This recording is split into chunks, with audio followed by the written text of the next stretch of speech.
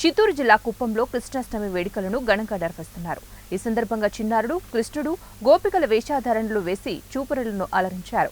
పైబాటులో వెలిసిన శ్రీ కృష్ణార్జున స్వామి ఆలయంలో స్వామివారికి ఉదయం నుంచే విశేష పూజలు నిర్వహిస్తున్నారు. స్వామివారిని దర్శించుకోవడం కోసం భక్తులు ఆలయానికి అధిక సంఖ్యలో విచ్చేశారు. అదేవిధంగా ప్రబోధానంద సేవా సమితి ఆధ్వర్యంలో శ్రీకృష్ణ ప్రతిమను ఏర్పాటు చేసి ఘనంగా పూజలు నిర్వహించారు. చిన్నారులు భగవద్గీత పారాయణం చేశారు.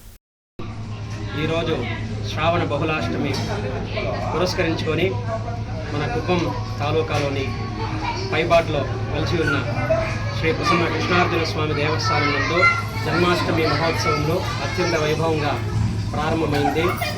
ఉదయాత్పూర్వం స్వామివారికి పంచామృతాభిషేకం, స్వామివారికి అష్టోత్తర నామావళులు, తర్వాత ప్రాకారోత్సవం, విశేష నైవేద్య రాజోపచారాలంతా అయింది.